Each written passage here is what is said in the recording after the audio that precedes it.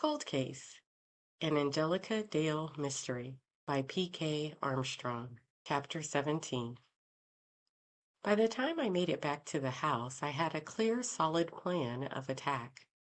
Besides the financial aspect of the crime, I needed to address the mechanics. The autopsy report showed that Derek was dead before or close to when the fire started. That meant that one of the other victims started the fire in the bar area after or really close to the time Derek died. Two of the other victims had smoke in their lungs, which indicates they were alive after the fire started.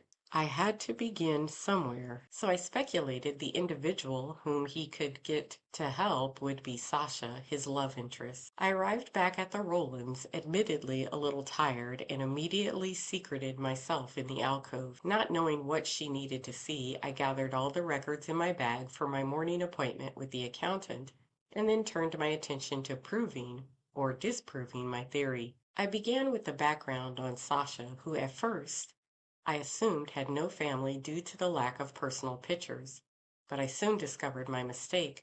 There were plenty of pictures of Sasha. They were all when she was a baby, preteen, and teenager. Obviously, one of the family members provided a history in pictures of her life. There were old report cards, a picture of her first paycheck at a car hop, and a picture of Sasha holding a baby who looked about 4 years of age. Written on the back of the photo was the notation, Sasha holding baby Mary, 1981. It was a random picture. There was no mention of Sasha having children. So I wondered who this Mary was and what she was to Sasha. I ran background on Sasha and had the link in minutes. Mary was apparently Sasha's sister. From the age difference, it looked as if she was a midlife baby. Later, Mary married Bobby Adams, both 18 at the time, and they had Moira Adams within the year. Moira Adams was the family member who originated the idea of the museum memorial of the 1985 fire at the Aspen Club. I placed Sasha on my whiteboard with a line to a box where I wrote Moira Adams. I wondered if Moira Adams had another motive for the museum display beyond just a remembrance of the fire victims.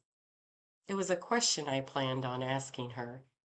I ran background on Moira Adams and smiled to myself. It wasn't quite a gotcha moment, but I loved it when the pieces of an investigative puzzle began falling into place. Moira Adams was 25 years old.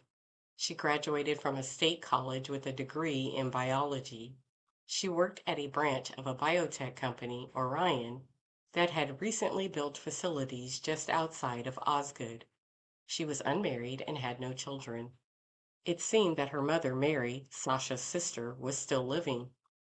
The only thing of note was that shortly after Moira Adams joined Orion, there was a small scandal regarding a recall of a topical pain cream that caused severe drug-induced eczema. I did a deep dive into the story, taking special notice of the timeline when the issue was discovered. I almost concluded it was a dead end until I read the byline. The story was first broken by an up-and-coming reporter named Delaney Stevens. Of course, Osgood and the surrounding areas was small, and it wouldn't be a leap to conclude it was a coincidence. Everybody knew everyone, but I've never been a great believer in coincidence. I considered my brief encounter with Delaney Stevens.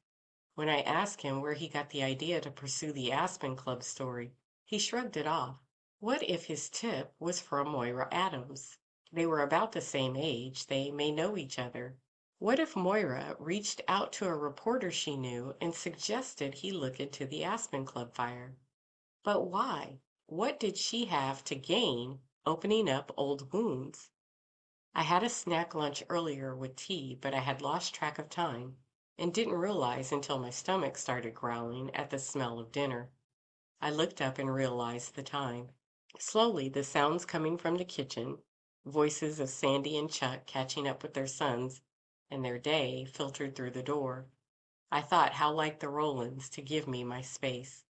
I tidied up and went to join them in the kitchen.